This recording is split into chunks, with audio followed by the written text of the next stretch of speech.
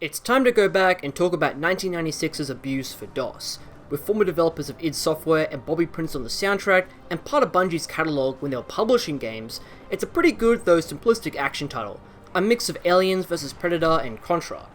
Abuse has been essentially freeware for decades, which you'd think would make it somewhat well known, but despite a small fan following, it's remained largely forgotten.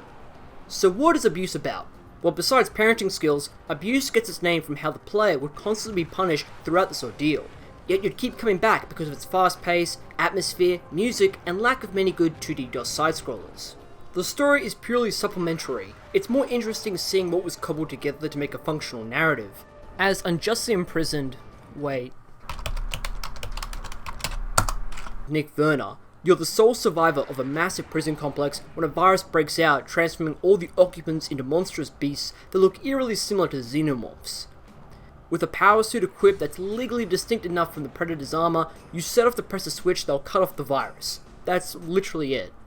Besides the opening and closing text scroll, it's pretty easy to figure out this was a completely different idea than what was settled on.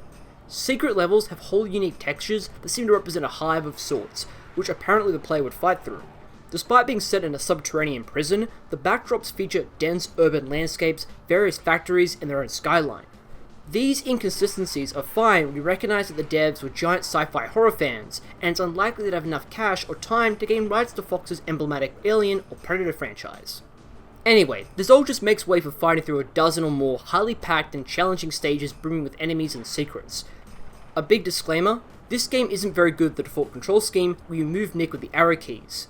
Fan ports have enabled a WSAD layout, it just seems odd you can't remap it yourself in-game.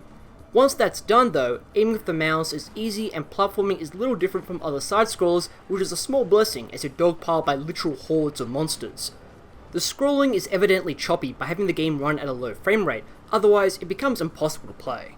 The first few levels give you a good taste of what's in store, lots of winding hallways, surprise attacks from enemies that chew your face off, and health and ammo pickups scattered about. Finishing a level just requires entering the end level teleporter, but this can get spiced up. There's some elements of Metroid sprinkled throughout Abuse, like save terminals restoring health and various abilities that give you additional armor, run faster, or fly. The combination of these abilities in tow with more complex levels results in some interesting exploration and scripted encounters. Fighting in Abuse is easy enough with 24 degrees worth of directional aiming by the mouse. There's 7 different weapons you collect throughout the game, starting with the slow but rechargeable laser gun, to grenade and rocket launchers, beam cannons that disintegrate swarms of enemies, and flamethrowers. Ammo isn't unlimited and carries through stages, but careful management should leave you with plenty to spare for delightful carnage. Their powerful nature often kills you in the blast as much as it does the enemies, but that's the least of your worries. Abuse is hard and rather punishing. You will die often from various traps and spawn closets, and while it's certainly fun wiping out xenomorph-looking creatures with explosive implements, too often the challenge errs on the side of unfair.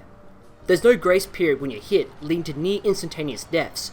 Some fights boil down to dumb luck and spamming attacks. The enemy variety is small but distinct, with security drones and turrets that can be used to your advantage. What's not so cool is when the game throws these guys at you with one-hit kill weapons that left me momentarily stunned.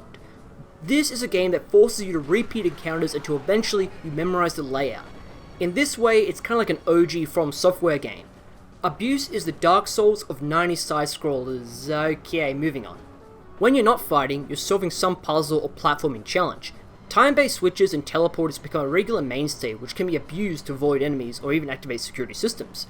The less than polished jumping and hitboxes can make a couple of levels a tedious grind of trial and error or require a stupid amount of precision and speed. Trying to accomplish this whilst under attack is not fun, just results in reloading a save a dozen times. This is why I can recommend playing the game on easy, though normal is perfectly viable, just not well balanced. So while Abuse does lack in design consistency, it's made up by good presentation. Bobby Prince's soundtrack is by no means a classic, but there are some good tracks that fit in nicely and match the somber, grating tone of the game. There's quite a few scares that come from the rumble of monsters spewing forth and having to flee before being devoured, which is why I'd imagine some players would actually prefer the absence of the soundtrack. Abuse lacks enough features that made its contemporaries classics, and it can be pretty frustrating at times, but with its status as abandonware and simple intuitive mechanics, it is a fairly entertaining, worthwhile distraction. Because of the less than predictable nature of IP laws, I'm hoping Abuse gets saved by GOG or gets put into some bundle like with Apogee stuff on Steam. Usually I'd have something more pithy to say, but all I got is Alien and its sequels hold up better than the original Star Wars movies, and I really don't care.